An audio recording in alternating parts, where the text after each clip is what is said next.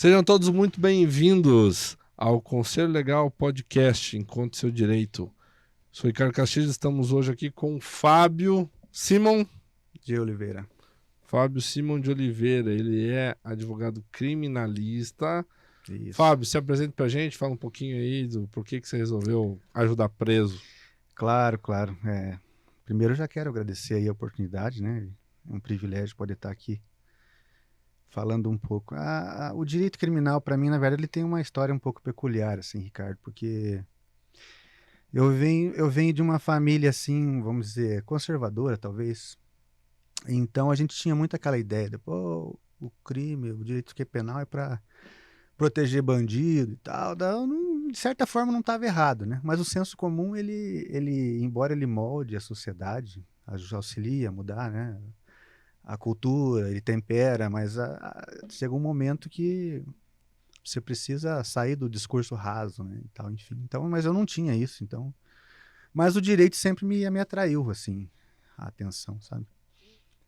E aí, quando eu fui fazer a graduação, tal, começou, né? Eu falei, bom, eu vou me dedicar aqui, civil, tal. E aí penal eu vou cumprir tabela, vou empurrar com a barriga, porque eu não, digamos assim, é uma coisa que para mim não. E aí imagina, né? Primeiro ano, no meu caso, da minha graduação ali, a matéria mais pesada, vamos digamos assim, mais consistente do direito penal começou no primeiro ano. Conceito de culpabilidade, teoria do crime, quer dizer, são coisas que você precisa partir daquele ponto para daí você analisar o crime. Né? Se você não sabe aquilo ali, você vai ter problema. Então eu já comecei a ter problema, porque daí comecei a empurrar com a barriga e tal. Vou Eu falei, estudar o ataque lá, né? Ação, tipificada. pois é. Né? E sim, a extraterritorialidade, toda aquela situação, conceito também, né? Excludente de licitude, culpabilidade. E aí eu falei, bom, eu vou ter que, situação, tá? Vou ter que dar um upgrade aí, né? Porque aí fui procurar estágio. Acho que eu não lembro com quem eu conversei, com um amigo, o doutor também Barbosa, que era, na época, acho que ele era... O Alexandre Barbosa? acho que ele era coordenador Isso, na época do era... direito. Isso, eu não sei se ele é ainda, Um abraço ao grande professor Alexandre Barbosa. Isso, acho que ele faz parte da formação de vários acadêmicos aí. Cara, eu acho que ele tá desde a turma 1 da Univel de Direito. Mas como coordenador, eu não sei se ele tá ainda. Mas, enfim, de qualquer forma... Aí ele falou, não, procura um estágio que você vai ver, vai fazer toda a diferença. Beleza. Aí, primeiro eu fiz uns estágios na vara criminal. Não me adaptei muito ali, porque a vara criminal, inclusive na minha época, não vamos falar em anos aqui, porque, né, para não me comprometer, mas ainda tinha Até o processo... que você tá bem, cara, não tem muito cabelo branco. Mas tá começando aqui, ó. O processo era físico ainda, então você tinha aqueles volumes e tal, a vara era cheia de processo físico e tal. Então, o que acontece? Muitas vezes o estágio era ir lá fazer uma atividade que digamos assim, os servidores não gostavam muito de fazer, atender advogados e tal, tudo mais. Então eu falei, não, mas aqui eu não vou aprender nada, eu ia aprender ali a gestão do processo, eu quero aprender conteúdo e tal. Eu falei, não, então vai no Ministério Público. Inclusive vai ter prova e tal. Foi uma coisa assim meio encaixada, foi bem interessante, assim. Mas não esqueça que eu estava querendo uma coisa para compensar o meu, naquele momento, desinteresse pela matéria. Eu queria apenas algo que me ajudasse a passar aquele obstáculo, né? Romper aquele obstáculo. Uhum. Aí conversei com a secretária lá, que falou assim, olha, na verdade tem prova, mas é para promotoria de família. Eu falei, não é uma área que... Ela falou assim, crime. Só que ela falou assim, mas depois você pode fazer ali você fica conhecido aqui no meio, os promotores falam assim, não, né, pode aproveitar a vaga, enfim, tinha tudo. Eu falei, não, beleza, vamos embora, vamos fazer aí também, eu não tinha nada a perder, vamos dizer assim. Né? Uhum. Aí fiquei em segundo, acho que tinha uns 80 inscritos, mais ou menos, 80, 60. Parabéns, dava cara. bastante.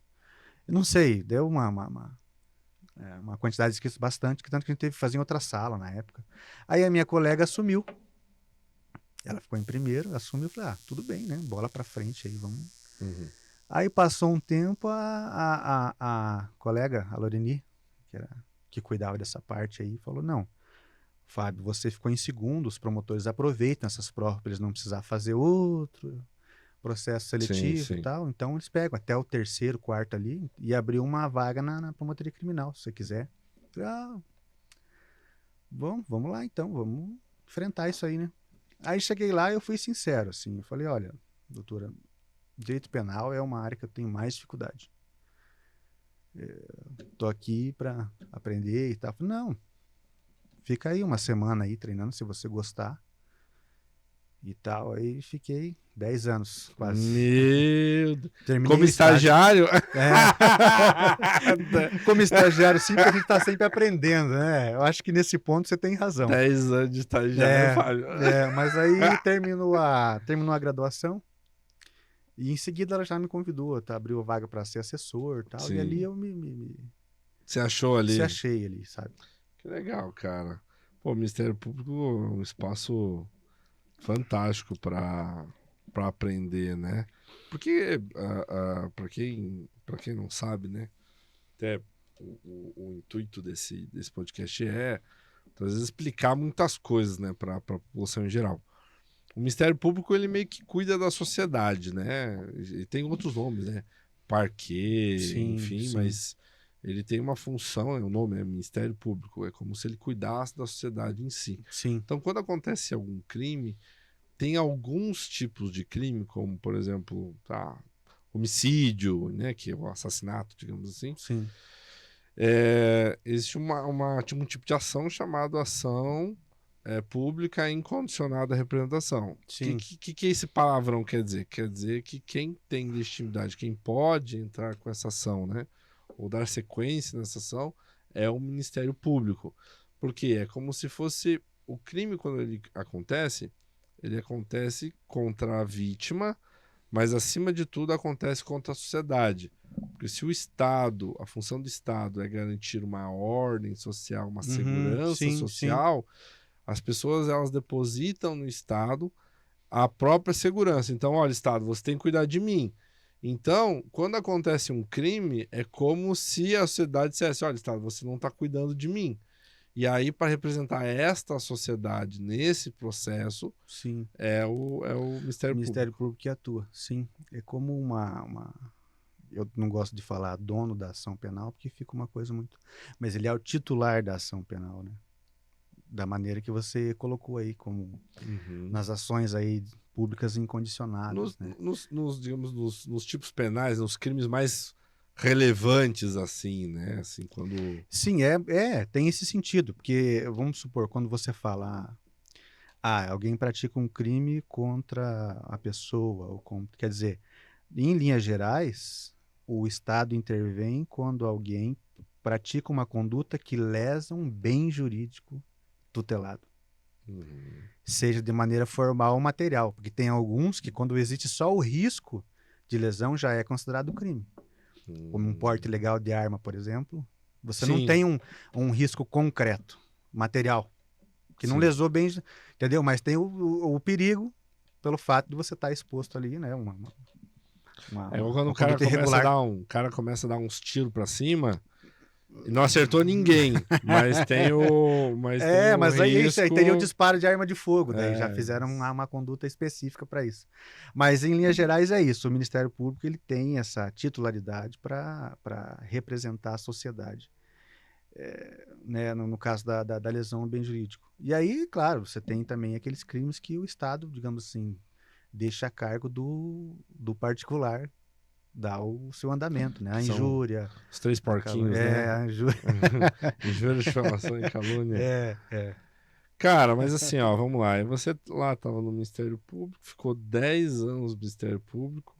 E aí, quando que você falou assim, meu Deus, já vi direito criminal, já vi direito penal o suficiente. Vou ir para mercado. Como é que foi É, isso? não que eu tenha visto direito penal suficiente, porque na verdade você tem você nunca para de aprender. Ainda considere que Cascavel, que foi a comarca que eu trabalhei, você tem, assim como você tem juízos por tema, você também tem promotorias por tema, entendeu? Hum, Então eu não posso dizer que vi de tudo, porque, por exemplo, a promotoria que cuida do juizado especial criminal, que são crimes de menor potencial ofensivo, é uma. A promotoria que cuida de crimes, atualmente, estou falando isso, acho que atualmente ainda é assim. Sim. Tem uma promotoria que cuida exclusivamente de crimes contra as mulheres, da Lei Maria da Penha e tal, tal, tal. Tem outros que só contra a infância e juventude. Tem a promotoria que cuida só da saúde. A outra que cuida só de crimes praticados por funcionário público, que faz aquele... Esqueci a sigla agora, que é o nome. Que cuida faz a fiscalização ali da atividade policial, enfim. Ah, tipo um GAECO, Isso mesmo. grupo É, de combate à corrupção, um negócio algo assim, né? assim. Então, e a nossa, naquele momento, eu lembro que teve uma transição. A gente chegou depois se tornou a primeira promotoria. Que aí pegava uma parte dos crimes. Tráfico, crimes contra o patrimônio. E um momento chegou a Marinha da Penha. Daí depois, como aumentaram as varas, deu para fazer uma outra distribuição, daí a Maria da Penha foi para outra promotoria. É porque também é muito Maria da Penha, né? Aí chega uma hora que...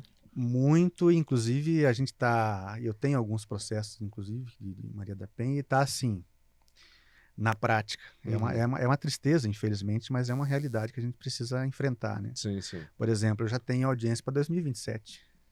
2027. De Maria da Penha. Então, dependendo do crime, até lá, às vezes você corre um grande risco de ter uma prescrição, alguma coisa assim. Daí tá tendo agora, esses últimos tempos, eu não vou saber em detalhes, porque foi os 2 processos, 2, 3, que os juízes estão fazendo aquele mutirão. Isso de volta e meia eles fazem, né? Mas tem o nome do programa que eu, infelizmente, desculpe, que eu não lembro agora. Que eles adiantam. Estão adiantando. Vamos supor lá, Sim. tem uma audiência de reunião. Então eu tive 2. Esses dias quase que foi pego de surpresa ali, porque foi bem em cima do laço. Ah, sim, porque eles metem bala 2 dias pra intimar e pau. Isso mesmo, é assim mesmo. Então você já sabe, você sabe também. Sei como é que é. Pra tentar... Volta e meia tem o pessoal que liga, né? Ô, viu? Só pra ter certeza. Não, tem. Quando a vara às vezes é mais diligente, eles mandam uma mensagem. Doutor, ó, alteramos. Mas a maioria você tem que estar ligado na publicação ali para poder... para poder trabalhar, né? Porque senão... Tá. Eu já participei já peguei um dativo, cara, de Maria da Penha, que chegou lá na hora, a vítima não compareceu. E, aliás, quando foram conversar com a vítima falou assim: ah, não, a gente já se acertou. Tipo assim, acho que deu um bate-boca dentro lá da casa, deu um barraco lá, a mulher quis dar um gelo no cara e denunciou ele. Aí falaram lá, chamaram ela pra depor, pra ser ouvida. E aí ela já mandou mensagem lá, falando: olha, já nos acertamos, não foi bem assim que aconteceu, papapá. Eu cheguei lá e não, o Ministério Público mandou arquivar. Então eu falei assim, tá bom, né? Consta os honorários. Isso. Mas isso acontece muito mais do que a gente pensa, assim. Né? É porque a gente tem aqui agora, claro, uma opinião pessoal, eu acho que a gente precisa, assim, o tema é relevantíssimo, é muito importante a questão da violência contra a mulher e tudo. Mas aí dentro dessa ideia, dessa tentativa e louvável, inclusive até do judiciário, da sociedade, debater o tema e trazer, porque é uma realidade. Sim, né? Sim. Aí você tem o quê? O que você tem aqui? Um problema que a gente tem... Não só... Isso, né? Não só na Maria da Penha. Tem outros casos também, de outros temas. A politização do tema e a instrumentalização. Quer dizer, eu uso aquilo como instrumento político para dizer, ó, vamos mulheres, eu estou a favor de vocês, vou implantar. Então, assim, e aí é um problema. Porque você tem aqui o quê? Claro, não vamos falar sobre o mérito, porque eu nem tenho acesso a esses processos. Mas, por exemplo, o homem, dependendo, se ele for um cara conhecido na sociedade, você pode perceber. Começa a investigação, ele já está condenado. A sociedade já condenou ele. Se chega a dar uma absolvição, o pessoal, mas como? Peraí, mas já tem o processo legal. Entende? Então você tem a politização, ela atrapalha nesse sentido. Você passa pelo processo legal, aí eventualmente é absolvido. Não estou falando aqui de, Sim, sim, sim. né? Eu estou falando das regras do jogo. É isso que a Sim. gente precisa entender, né? Assim, aí chega lá e, não, mas como assim, e tal. Então, quer dizer, você usa um instrumento de lei, como um instrumento que é de revanchismo, né? Sim. E a justiça não é uma justiceira. Eu A já. justiça, ela não tem gênero também. É, É preciso passar por um processo legal. uma coisa que eu vejo, assim, que me chama mais atenção em caso de Maria da Penha. Primeiro porque o simples fato da alegação da mulher vítima, porque a Maria da Penha se aplica, assim, se fala em questões domésticas, Uhum. né? Relações domésticas. Relações domésticas, na maior parte. Ah, existe Maria da Penha para homem? Existe. Se você for olhar bem ali na legislação, existe, né? Porque é uma relação doméstica. Mas é difícil, né? Você ter isso, é mais a mulher que acaba sofrendo com esse tipo de coisa. E só o fato dela alegar que ocorreu Já tem um peso já probatório. tem um peso É, probatório. Ou seja, e justamente pelo fato de que tem esse peso pelo fato de que é difícil provar. E aí fica um pouco também para o operador do direito, para o advogado, que ele fica olhando assim, tá, mas espera aí, isso não é uma prova diabólica que se fala, né? sim. Prova diabólica que nem o diabo seria capaz Sim, de provar, de de provar, né? demonstrar, É demonstrar provar o que o não impossível. aconteceu, É. o impossível. Então, quer dizer, então, a alegação da vítima, que é diretamente interessada no processo, acaba tendo peso de prova e muitas vezes o cara acaba sendo condenado e aí você me corrige, por favor. Muitas vezes só por isso.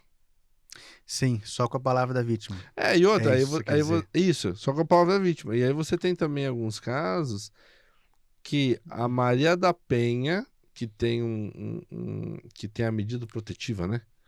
Então, por exemplo, a Maria da Penha, você tem a medida protetiva, ela é inaudita, altera partes, né? Quer dizer, não precisa nem escutar a outra parte lá. A maioria das vezes não. Não, nem vou escutar a outra parte, já dá uma medida protetiva ali para aquela vítima.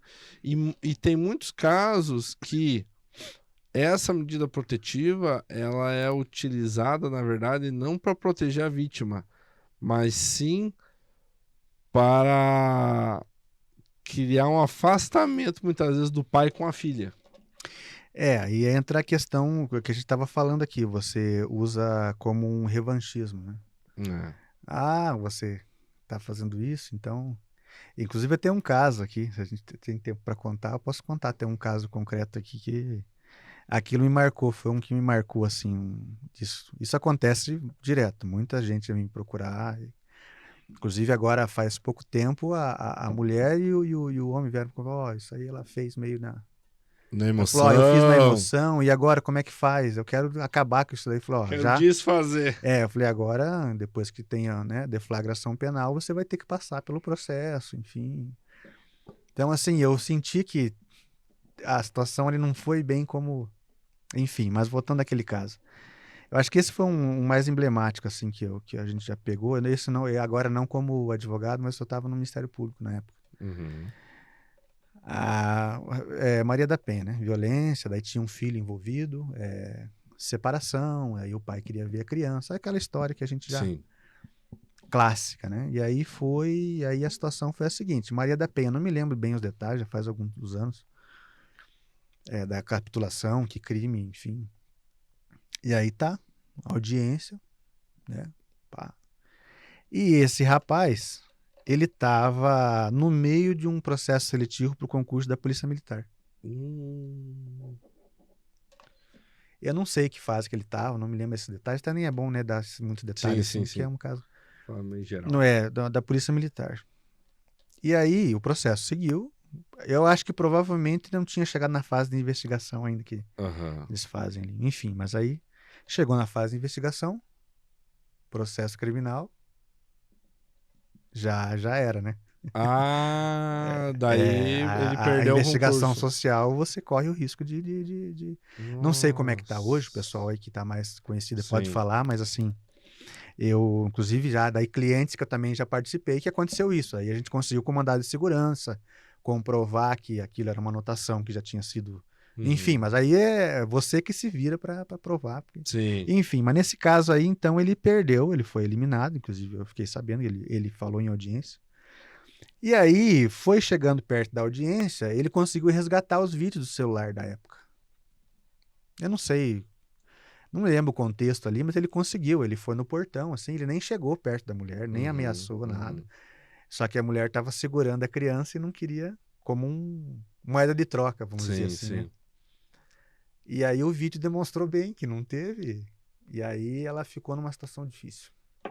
Tá, porque, e aí rodeava, e o juiz ali tentando obter a informação e tal. No final das contas, ela foi denunciada daí por denunciação caluniosa, né?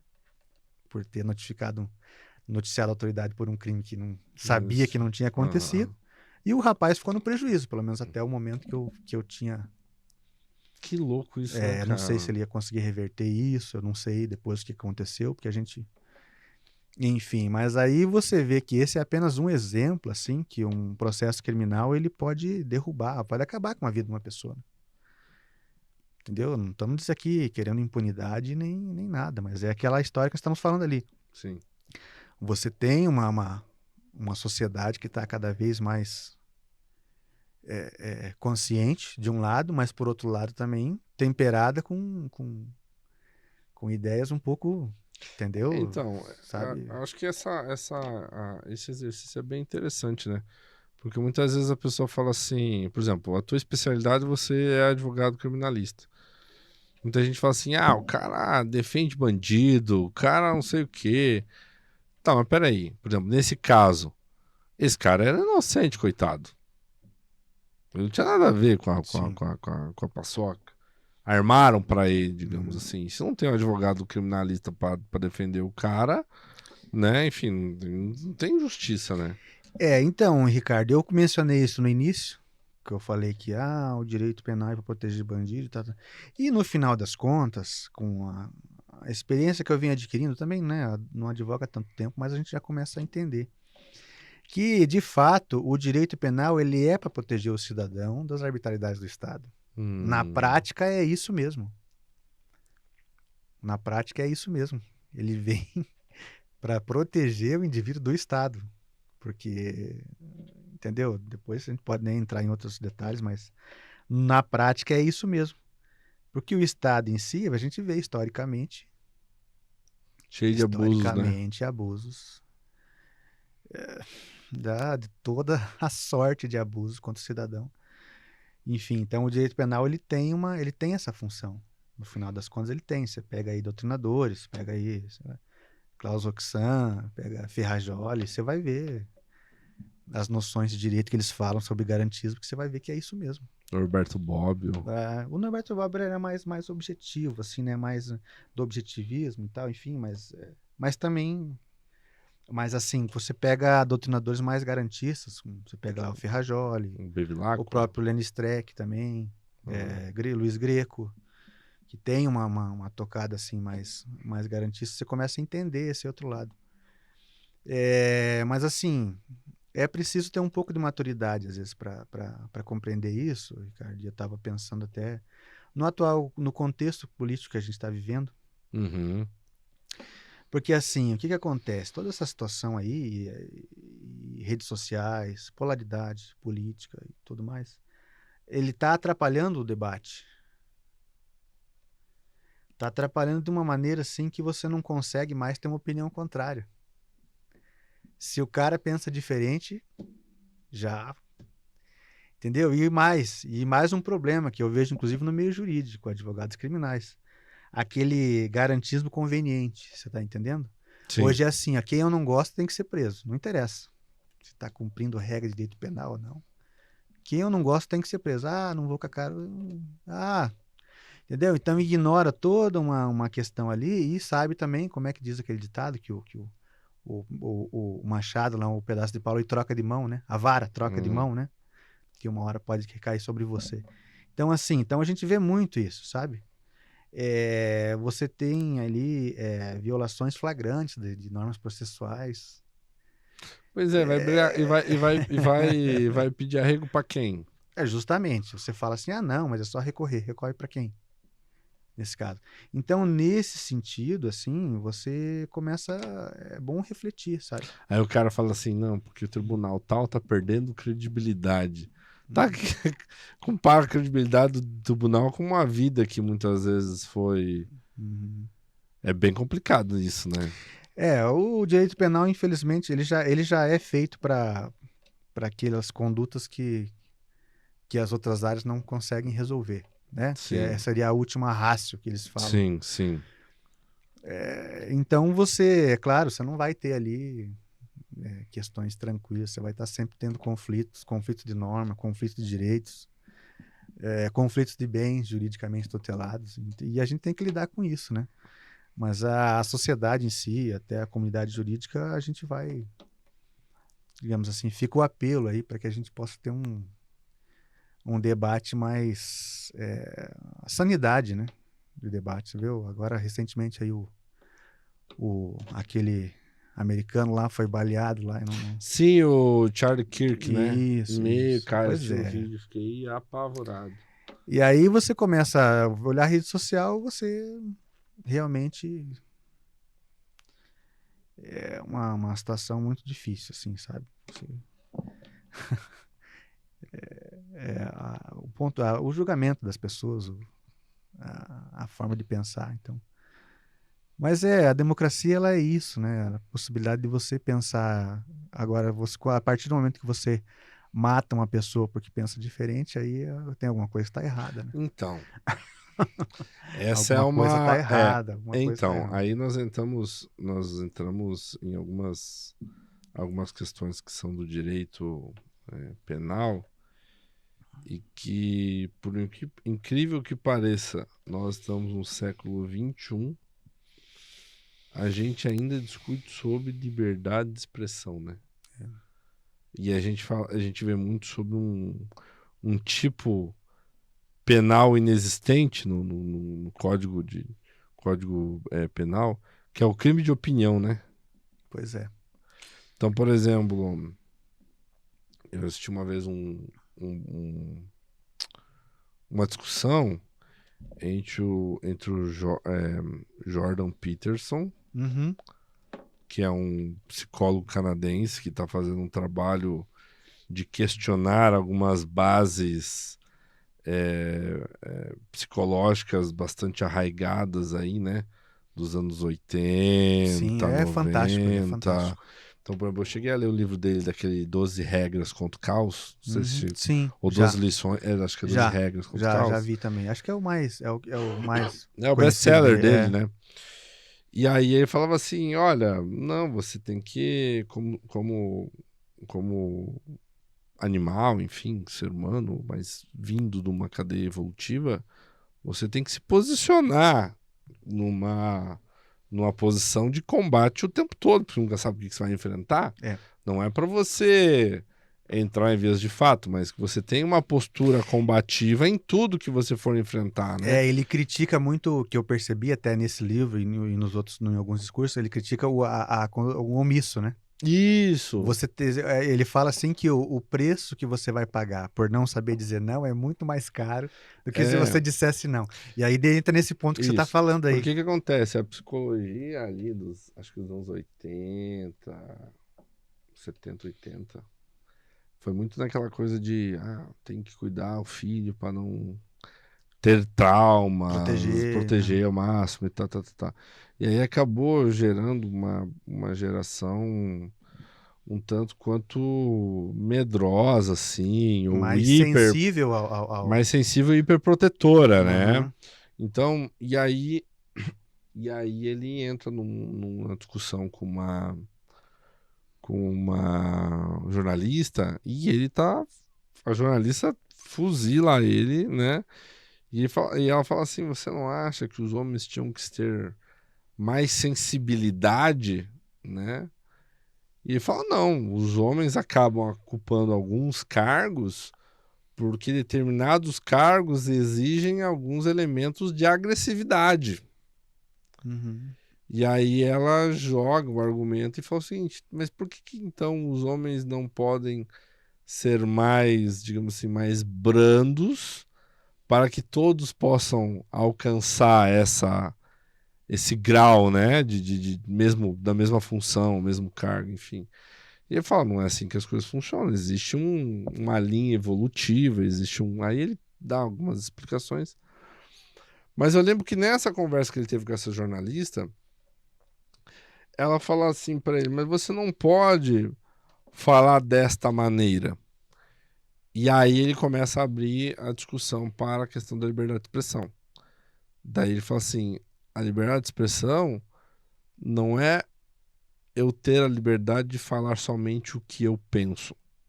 É eu ter a liberdade de falar o que eu penso, sabendo que isso pode ou não te deixar constrangido, Uhum. né? Então ele fala o seguinte, para nós entrarmos para nós termos aqui um entendimento, uma ideia de como, tipo assim, no final do dia temos uma ideia em comum, você precisa dar a sua opinião, que pode ser ácida e pode acabar indo totalmente contra o que eu acredito, e eu da mesma forma. E eventualmente isso pode ser que você se sinta, digamos assim, ultrajada ou o que você pensa, você possa sentir que o que você pensa, sei lá, você possa sentir desrespeitada, né? Então, por exemplo, eu acho que sua opinião é uma bosta, Uhum. entendeu? Sim. Mas o fato de eu poder ter o direito de achar que a sua opinião é uma bosta, isso dá liberdade a gente, vamos pelo menos chegar no mínimo múltiplo comum aqui, né? Então, e ele fala isso, porque liberdade de expressão para falar só o que agrada a outra pessoa, aí não é liberdade de expressão, Não, né? Acho que não. liberdade de expressão é quando você pode falar alguma coisa que a outra pessoa possa acabar se sentindo, de certa forma, eu não diria desrespeitada, mas assim, que questione, né? É que não, que O ponto de seja vista. contra as expectativas dela, Perfeito, né? que seja contra as expectativas. Isso, que seja contra, porque daí sim, não é nem a questão de desrespeito nem nada, a gente tem um problema de expectativa mesmo. A pessoa quer ser aceita na opinião Sim, dela e muitas isso vezes ela não mesmo, é com aceita. certeza, com certeza. E aí para ser aceito muitas vezes, na opinião, a pessoa negocia até a dignidade, né? Para ser aceito na opinião, para ser aceito Sim. num grupo. E aí você tem ali instrumentos políticos que estão fazendo isso para arraigar as pessoas, com claro intuito de voto, né? Só isso, porque... Mas como é que você enxerga essa questão, por exemplo, de crime de opinião no Brasil? Que é uma coisa que, assim, não existe um crime Uhum. tipificado de Não, crime não. de Você tem ali opinião. uma possibilidade do enquadramento numa injúria, numa difamação, numa calúnia, ou numa... Eu acho que a gente está caminhando para uma situação bastante difícil. As redes sociais estão aí são prova disso. Você, digamos assim, e aí tem mais um detalhe também. Você pode criminalizar a opinião de outras formas, mesmo não sendo crime, né? Você criminaliza a opinião manchando reputação, entendeu? Fazendo cancelamento. Cancelamentos. Cancelamento. E, sabe, agora sim, liberdade de expressão, ao meu ver, é um tema que ele é um tema urgente, mas a gente está saindo do trilho aí. Na maior É, parte das vezes nós eu... estamos saindo do trilho, porque eu acho assim, Ricardo, assim, sinceramente, baseado nos últimos acontecimentos aí, inclusive as tendências ali do próprio do Supremo Tribunal Federal, que decidiu até inclusive a desnecessidade de decisão judicial para bloqueio de contas. Você acompanhou isso ou não? Isso Porque antes não, isso dependia não. de decisão judicial, quer dizer, tá tendo uma conta ali que está divulgando material pornográfico infantil, por exemplo. Uhum. O juiz decidia, olha, bloqueia, né? Identifica ali o IP e tal, né? Oficia a meta lá e tal. Aí agora você tem desnecessidade de decisão judicial. O Quer dizer, mas é sobre o pretexto de proteger as crianças. As crianças já são protegidas, já tem legislação específica, Uhum. inclusive. Uhum. Mas aí, a partir do momento que você chega na situação e diz assim, ó, não, o Estado é que vai dizer o que você pode falar ou você não pode falar. Quer dizer, um terceiro que vai dizer o que é opinião, o que não é, o que é crime, começa a complicar, sabe? Eu não sou nenhum historiador, não tenho nenhuma expertise assim, mas você percebe que historicamente, assim, regimes políticos gerais do mundo inteiro, aquela história de vamos salvar a nossa democracia, vamos salvar o mundo, nunca deu certo, né? Sempre acabou virando uma ditadura, um regime Uhum. ditatorial e o resto todo mundo já sabe. Então esse é um problema. É um problema. A liberdade, eu acho que de expressão, eu acho que uma das últimas ali que está dentro daquele núcleo, quando a gente aprende na faculdade ali de constitucional, da dignidade humana ali, Uhum. que tem um núcleo ali que é intocável, né? Que seria a dignidade humana. Eu acho que está dentro dessa liberdade de expressão, está dentro incluído nesses círculos concêntricos que tem ali. Mas assim, cabe a nós aí tentar fazer a nossa parte com o nosso conhecimento, nosso trabalho, Uhum. para trazer um pouco como eu falei, um pouco de sanidade nos debates e tudo mais, para que a gente possa sair dessa vala, né? Porque, sabe, você tem. Sempre você está lidando com o quê? O poder dominante, que é o que está vigente, Uhum. contra o poder que está querendo entrar. Uhum. E aí ali você tem Aí acaba tendo uma guerra de narrativas, aí né? é que tá. Então a gente tá a gente tá no meio desse fogo cruzado aqui, ó, entendeu? Uhum. E aí se eu tô ali na rede social, na timeline, o tempo inteiro ali, só se alimentando de notícias, por exemplo, da mídia, dos jornais, Uhum. tal, eu vou ser levado pela onda, né? Entendeu? Sim. Então o que a gente tenta fazer é o quê? Você vai para um debate, pelo menos sair do debate raso e Uhum. tentar de alguma maneira, sabe? Tem gente aí dando opinião, por exemplo, dando opinião na sentença, sei lá, do caso. Esse. Aí esses dias estava o Ah, conflito lá de Israel. sim. Tem gente que era especialista em armas nucleares e estava falando. Quero dizer, se diz especialista, né? Não, é porque é isso, não sei o quê. Aí, guerra internacional lá, comercial lá do Trump. Não, é porque. Quer dizer, uma frase do Lenny Streck eu acho que vale a pena a gente citar aqui, que Hum. ele fala assim, ó. Não se pode falar qualquer coisa sobre qualquer coisa. Entendeu? Não estou falando de lugar de fala aqui, acho que Sim. todo mundo. Mas assim, o que ele quer dizer é o quê? Pelo menos então, Ah, conheça daquilo que você está falando, tenta para depois você sair por aí. ou senão o cara faz um. Faz um. O cara mete um tipo assim. é, Ele fala assim: não sou especialista, minha opinião é. Né? Pois é, mas Tem aí. um, tem um nome pra isso? Como é que é? Não é um disclosure.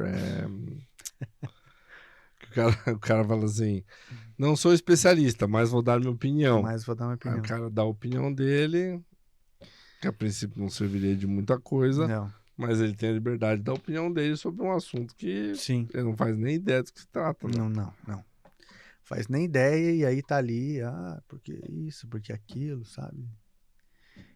Enfim, a gente precisa, Que né? outro tipo de. Você, como advogado criminal, vamos lá. Existem algumas questões aí da advocacia criminal que, para mim, são um tanto quanto desafiadoras. Uhum.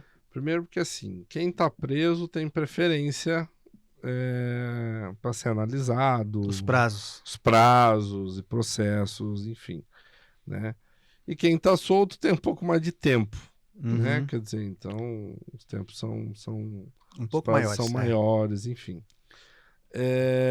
Mas uma coisa, cara, que assim, não sei se é polêmico, mas eu que não sou da área do direito criminal, sempre me chamou a atenção. É essa confusão de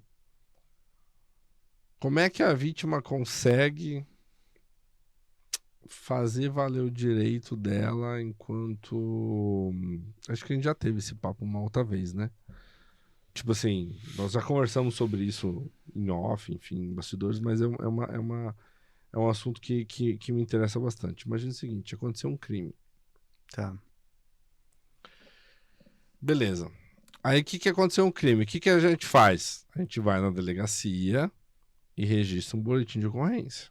Sim. Certo. Agora vamos olhar só a perspectiva do investigador de polícia lá, o cara que tá lá redigindo o boletim de ocorrência. Tem 1 milhão de boletins de ocorrência que ele é registrado todos os dias. Sim. E a princípio, esse maluco aí, esse cara, ele tem que, a princípio, ele teria que dar sequência em investigações para todos esses boletins de ocorrência. Uhum. E acho que ele tem um prazo, são 30 ou 90 dias, não sei, Tá. que, digamos assim, a investigação, o inquérito, ele tem que abrir o inquérito, ele tem que fazer a investigação e ele tem que concluir o inquérito e aí encaminhar pro fórum, né? Pro Ministério Distribuir, Público. vai pro distribuidor, daí distribui, se for o caso, vai pro Ministério Público. Aí o ou pro Ministério juiz. Público vai olhar e vai apresentar o que a gente chama de apresentação à denúncia, né? E aí o juiz vai receber a denúncia ou não. Quer dizer, nesse processo aí você tem vários controles pequenos de, digamos assim, se é legal ou não o tal do crime, né? Porque o delegado pode olhar lá e falar assim, não, isso aqui não é crime. Tá. Apesar de que tem um... Por exemplo, Joana fez fofoca de mim. Aí eu vou lá no boletim e abro o boletim de ocorrência que a fulana fez fofoca da outra. Tipo, fofoca não é crime, Sim. entendeu? Difamação sim, mas fofoca não. Calúnia, talvez, né? Mas aí ela tem que, por exemplo, falar qual foi essa fofoca. Sim. Joana falou que eu fiz isso no dia tal, com fulano. Não, agora você diz, não, fulano tá fazendo fofoca de mim. Fofoca por si não é crime. Não. Entendeu? Então tá, aí vai ao delegado, vê lá, puta, Joana fez fofoca. Ele assim, não tem como tipificar isso no crime. Não tem como tipificar isso em um crime. Não tem como enquadrar isso em qualquer tipo de crime que está previsto no Código Penal. Ele manda arquivar. Uhum. Beleza. Tá, ok.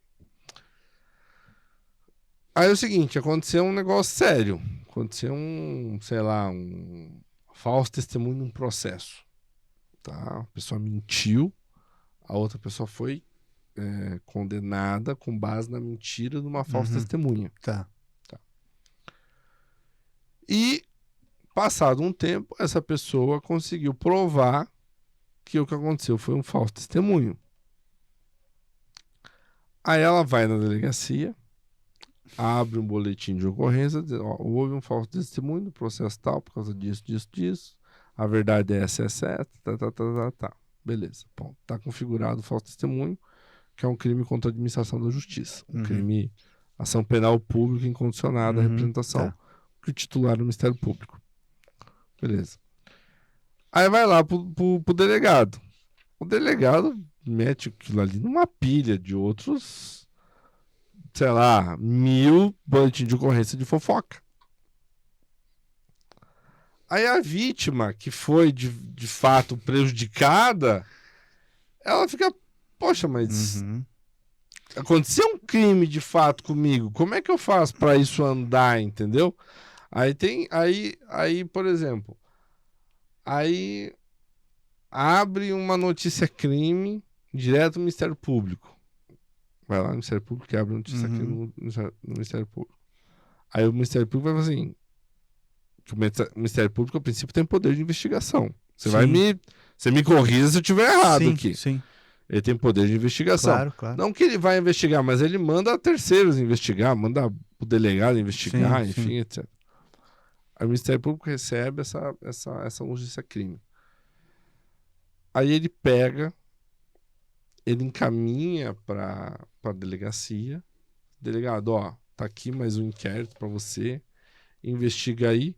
E ele arquiva o processo. Tipo, de encaminhamento para a autoridade competente, fiz minha parte, fecho aqui, arquivo o processo e bati minha meta no CNJ lá, entendeu? Bati minha meta de atividades efetivas de arquivamento de processo. Aí a vítima, ela fica naquela angústia de tipo assim, tá, mas ninguém vai cuidar do crime que aconteceu comigo?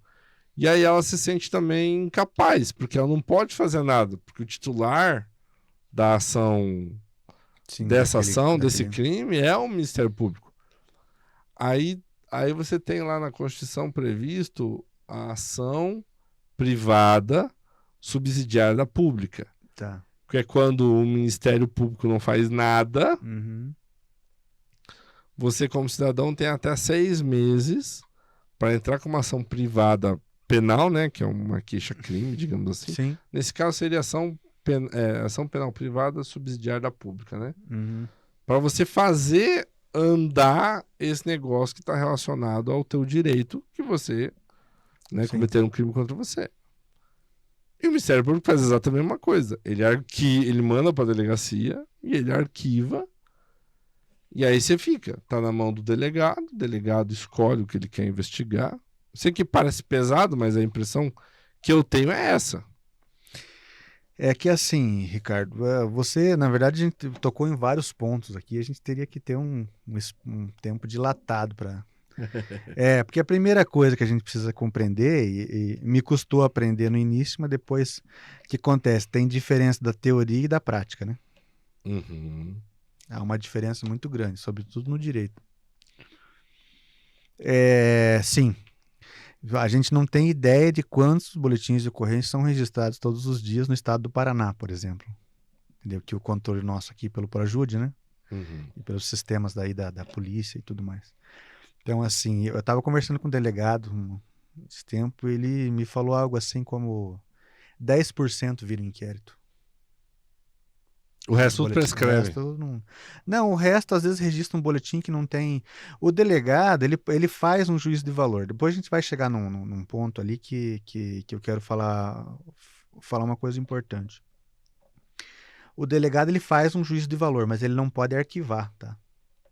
Tinha o artigo lá, se não me engano, é o 26 do Código de Processo, que permitia ele arquivar o inquérito. Olha, eu acho que aqui não tem nada. Não, ele tem que mandar para o Ministério Público arquivar.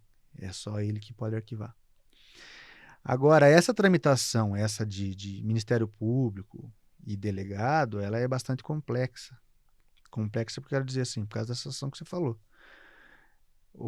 Lá acontece um homicídio. Aí o investigador tem um homicídio para investigar, daí chega um de desacordo comercial, que um xingou o outro, e aí ou dá um estelionato, por exemplo, tal, e aí ele tem que fazer essa... Bom, da rotina dos investigadores eu não sei, porque eu não posso falar porque eu não sei. Uhum. Mas sim, a impressão que dá é essa. O papel do advogado aí é importante. Porque o advogado, ele vai ser aquele cara chato que vai estar lá na delegacia ou vai estar lá no fórum. Tô com um inquérito aí, quero saber como é que tá e tal. Claro que agora, com a tramitação direta pelo Projude, você não precisa mais fazer isso, né? É só entrar lá no sistema mas às vezes acontece o escrivão lá, que tá titular lá, não junta as peças no Projude, você fica lá. Aí tem que ir atrás. Então o papel do advogado entra aí, tá? Entra aí. Então, assim, de toda essa situação, a gente vê o papel do advogado, isso eu queria falar. Ele é essencial nesse trajeto que o crime, ou que um procedimento criminal passa, que pode se deflagrar uma ação penal ou não, né? Uhum. Só que percebe que você falou da vítima, e claro, eu acho que isso daí é uma situação horrível. Vamos considerar aí, a gente está aí falando, um estelionato. Se você foi vítima do estelionato, bola para frente, né? Entendeu? Foi enganado ali, comprei um relógio pela internet, achei que era lá e não foi.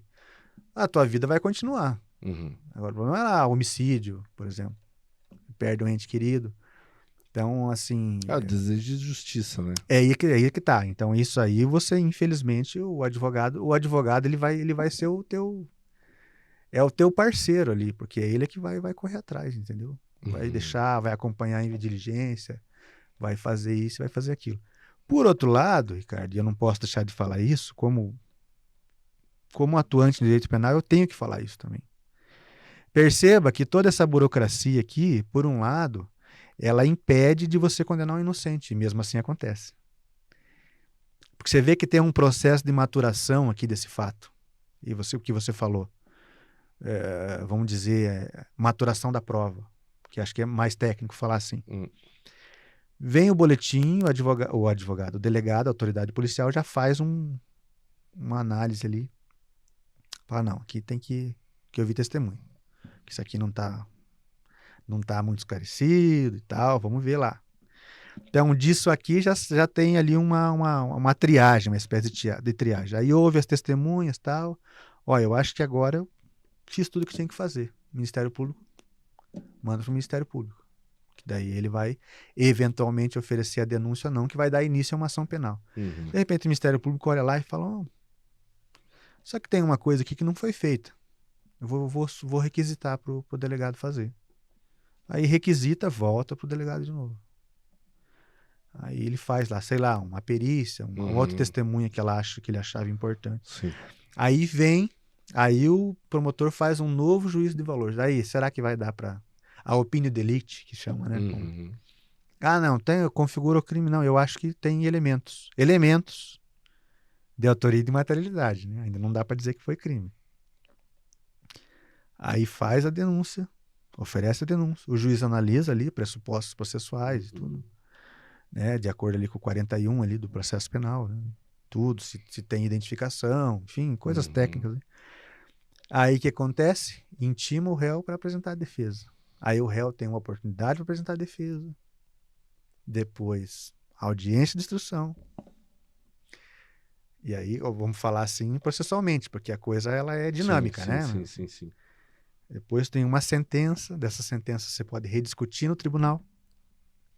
Então, assim, eu entendo e perfeitamente. A gente lida aí com vítimas aí, sabe, se você parar para pensar nisso, você começa a ficar um pouco incomodado, sabe?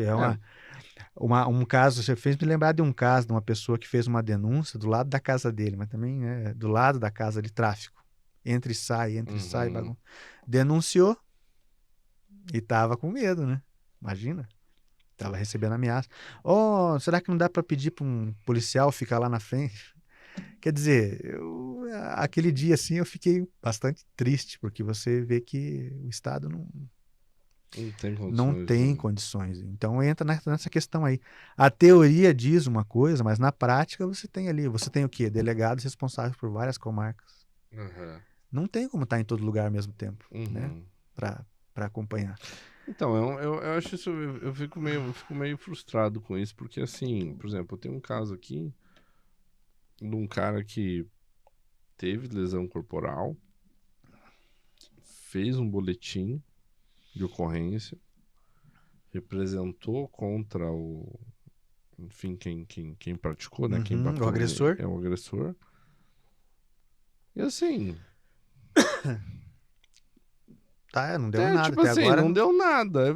Então, beleza. Então, assim, as pessoas podem bater umas contra as outras, umas nas outras, e tá tudo certo, porque existe uma sensação de impunidade, estrutura, né? Dá uma sensação de a impunidade. estrutura burocrática do Estado. Aí um cara, também, um caso que eu já peguei, um cara lá rouba uma bicicleta e uma barra de chocolate e pega prisão. Sim.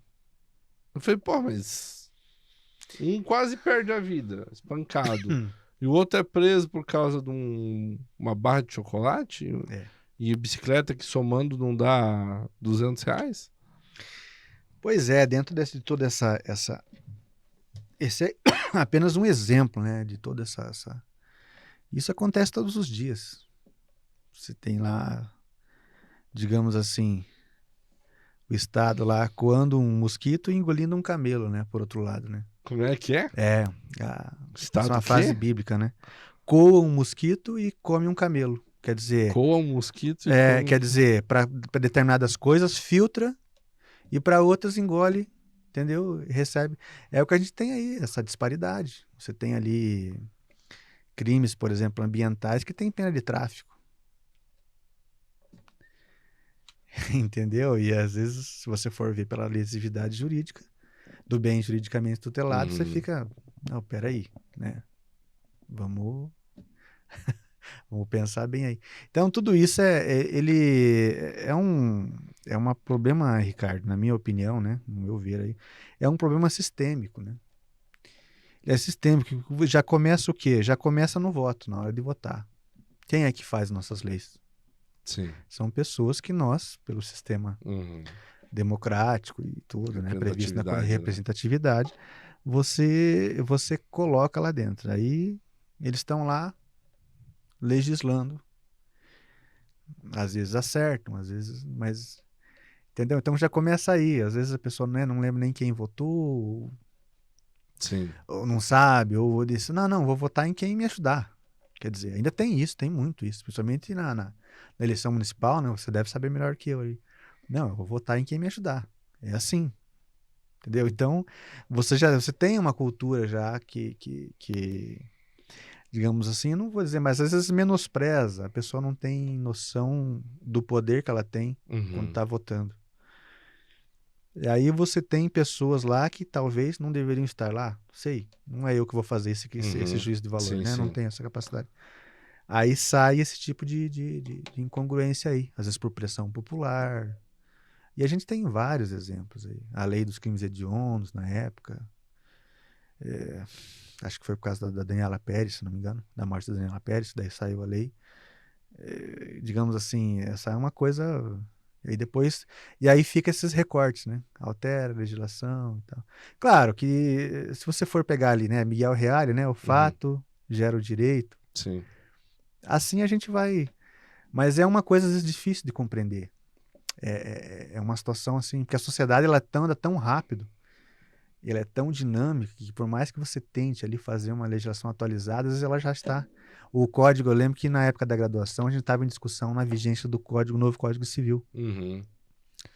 O Código de Processo Civil, né? O de 2016. 2015. 2016. Isso. Foi 2015, mas daí a vigência Sim. 2016, acho que 2000, foi essa. isso. Então, eu estava na graduação e a gente estava. Eu lembro que o professor Rosaldo Elias fez um trabalho na Teoria Geral do Processo, aula de Teoria Geral do Processo, assim, coletando sugestões dos alunos que seriam mandados para Brasília, para Olha melhorar o só. código e tal. Que legal.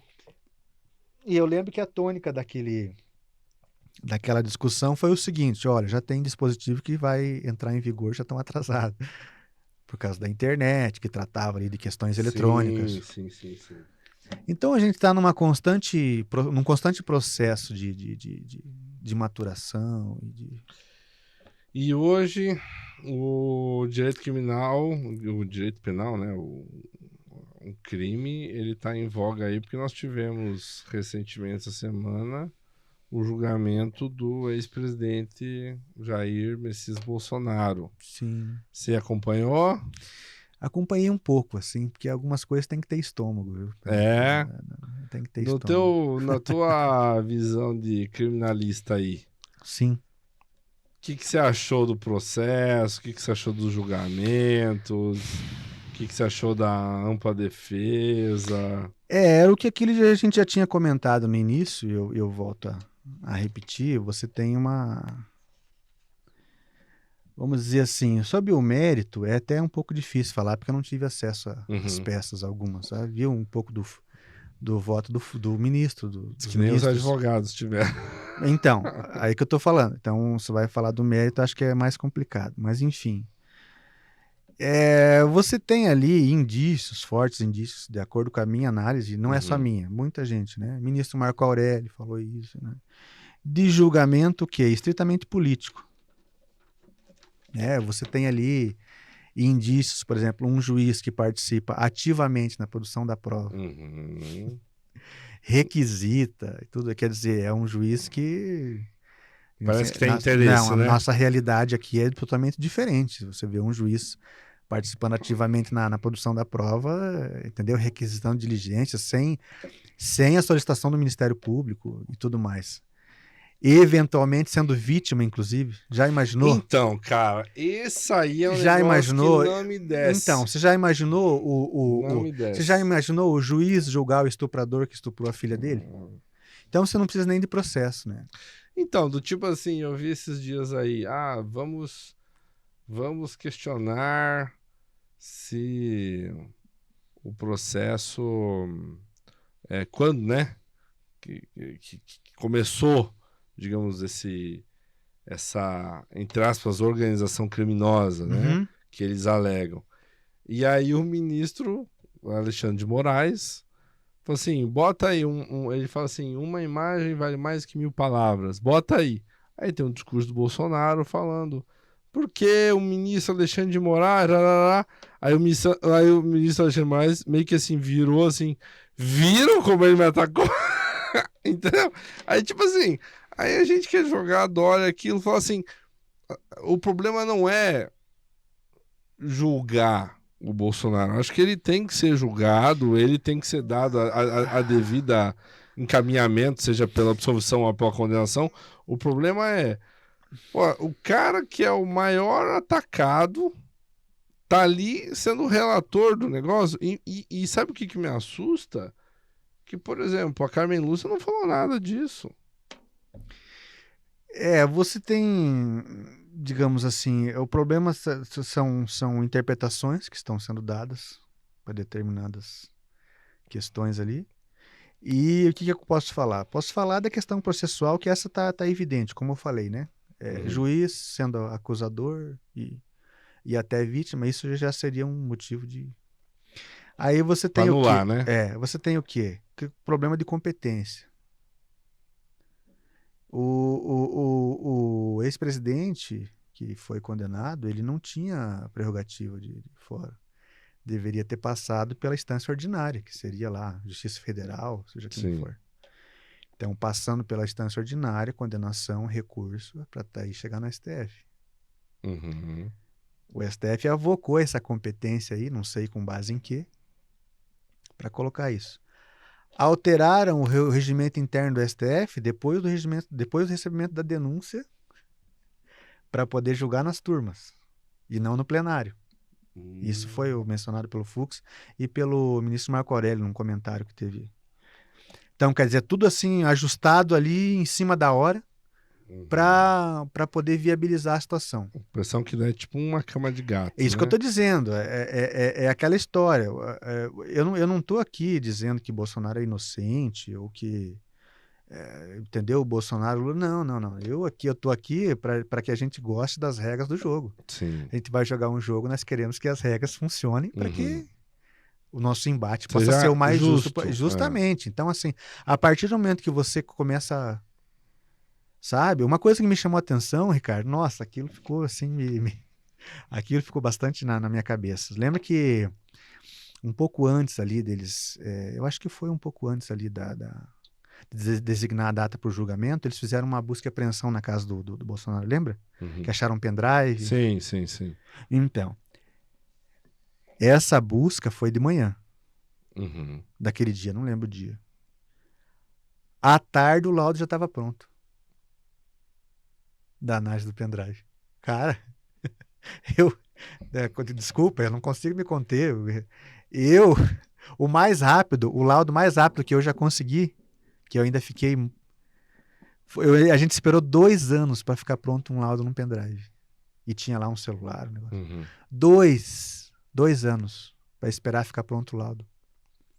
Tanto que daí deu excesso de prazo da prisão, a prisão do meu cliente foi relaxada e tudo mais. Nós esperamos 2 anos para ficar pronto. E esse foi pronto no mesmo dia.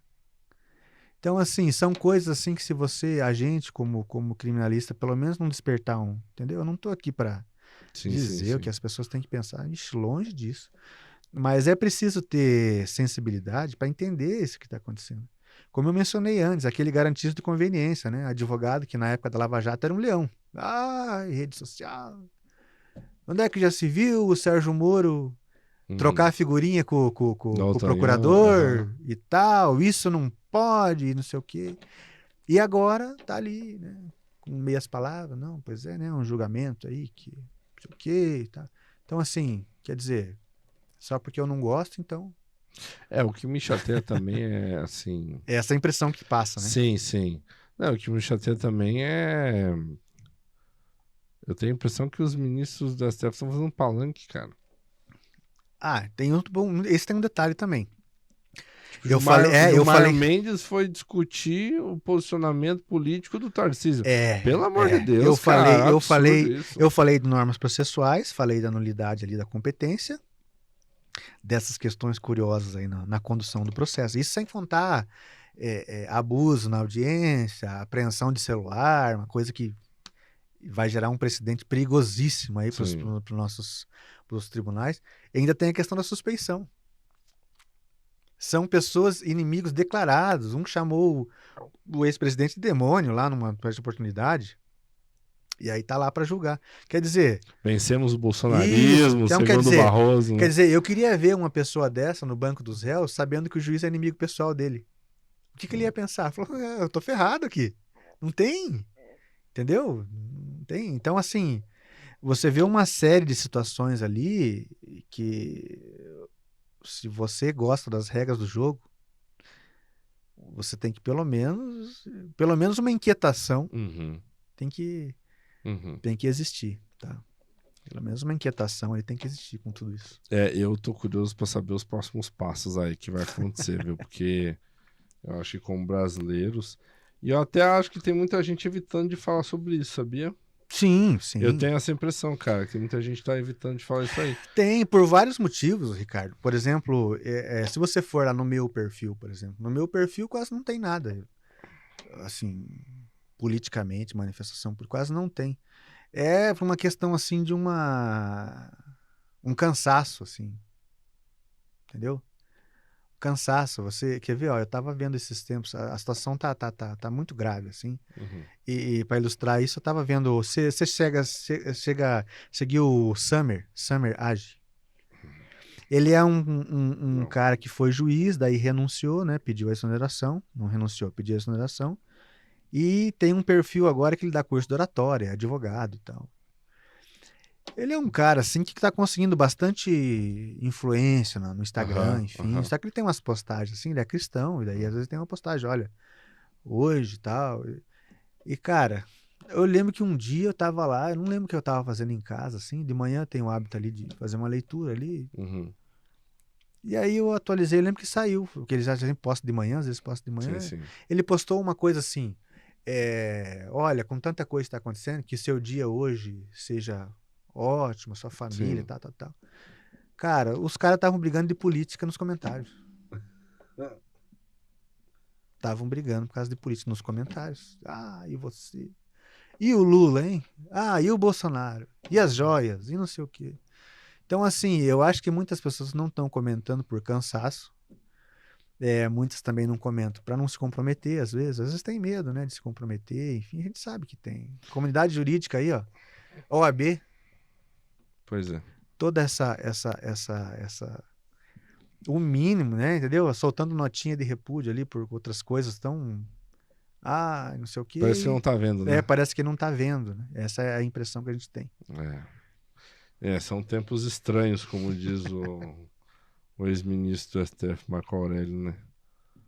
São tempos estranhos. Mas, cara, teve um dia que eu tava vendo um meme no Instagram e tava contando a história de alguém e tal, que, sei lá, nasceu com algum problema na cabeça. Assim, tipo assim, é uma, sei lá, uma sequela, uma microcefalia, não sei o que. Eu fui olhar, assim, os comentários, e aí tinha um comentário do cara assim... E assim nasceu um petista. Então, assim, mas o que uma coisa tem a ver com o problema de saúde da microcefalia, com a linha. Eu acho que nós estamos numa situação política para os dois lados, né? Sim. Para os dois lados. Claro, com certeza. Tanto para a esquerda quanto para a direita, acho que nós estamos entrando num caminho aí, cara, que parece que tá tudo se resumindo a isso. Se resume a isso. Se você faz um comentário positivo, você é petista. Você faz um comentário contrário, e as joias, hein? E não sei o quê. Então, assim, é o que a gente estava falando. A gente chega numa situação que... E não é fácil, né? Por exemplo, quando você defende a liberdade de expressão, você defende até o direito dessas pessoas falarem. Né? Então, veja que é uma via de mão dupla, né? Vamos dizer assim. Porque, ao mesmo tempo, você... As pessoas têm direito As pessoas têm o direito ao absurdo, né? E aí assim a gente vai tentando, né? Cada dia, né? Cada dia tentando aí, cara, trabalhando e... Não tem outro jeito. Bom, maravilha, Fábio, prazer ter você aqui no nosso podcast. Vou pedir para você olhar essa câmera aqui, pedir pessoal aí que quiser conhecer mais sobre o Fábio, seguir ele nas redes sociais, conhecer o trabalho dele. Lembrando sempre a você que tem algum problema jurídico, enfim, na sua casa, sua família, seus negócios, procure um advogado da sua confiança, tá? Então, vamos fazer uma linha bem institucional do OAB aqui, né? Procure um advogado da sua confiança, né? A justiça está aí porque é uma forma que a gente tem de resolver os problemas da sociedade. Não tente fazer justiça com as próprias mãos, que vai dar problema. Então procure um advogado, acione o judiciário existe para isso, para conter, de certa forma, essa harmonia social. A gente fala, né, que não precise, mas se precisar, né? Exatamente. Tá? Fábio, fica à vontade. Tá bom, eu quero só agradecer aí a paciência. E, assim, a gente tenta, da medida do possível, dar a nossa contribuição positiva para a sociedade. Então, o advogado, ele é o último escudo que vai estar do lado do réu, que às vezes até a família abandona. Então, se você precisar, né, sempre procure um advogado que ele vai estar fazendo a linha de frente aí perante tudo isso que a gente falou, né? Burocracia, tá? Às vezes uma aparente falta de vontade, vamos dizer assim, da autoridade, ou seja lá de quem for, o advogado vai estar sempre aí na linha de frente para atender os interesses aí do cliente. Maravilha, obrigado, Fábio. Obrigado. Esse foi o podcast Conselho Legal Enquanto Seu Direito. Se você curtiu essa publicação, dá um like aqui, compartilhe e comente. E fique atento para os próximos. Obrigado.